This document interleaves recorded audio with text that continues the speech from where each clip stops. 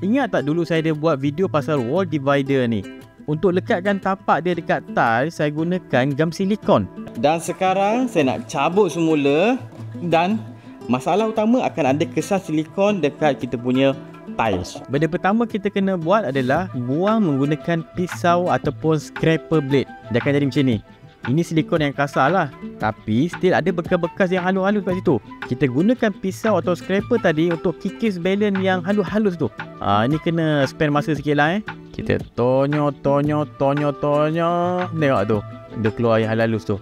Tapi kalau tengok dekat, still ada lagi balance halus-halus tu. Macam mana nak buat? Jadi satu solusi kita adalah dengan menggunakan ini, WD-40. Kita spray dekat kawasan yang ada kesan-kesan silikon tu. Lepas tu biarkan dia, maybe dia akan longgar-longgar, saya tak tahulah. Kita apa jadi.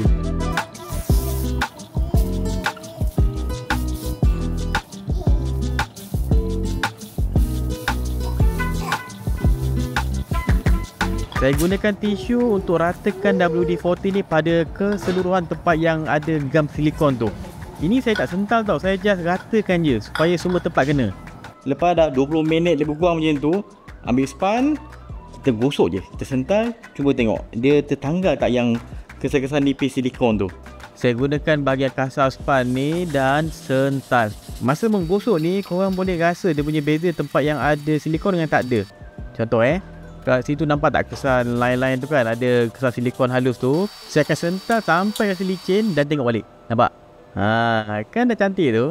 Sekarang bolehlah kita ambil air sabun dan gosok balik tempat yang ada minyak WD-40 tu, supaya hilang kesan minyak-minyak dia. Okey.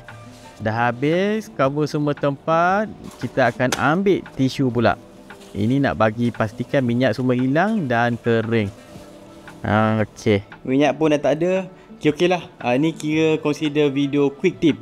Maybe akan banyaklah video-video quick tip macam ni sementara saya nak buat studio Barney Buat yang baru. Alright, tu je. Kalau tengok banyak lagi video education yang menarik, boleh pergi ke YouTube channel Barney Buat. Subscribe sekali, jumpa dalam next video. Saya Wan Syafiq. Assalamualaikum.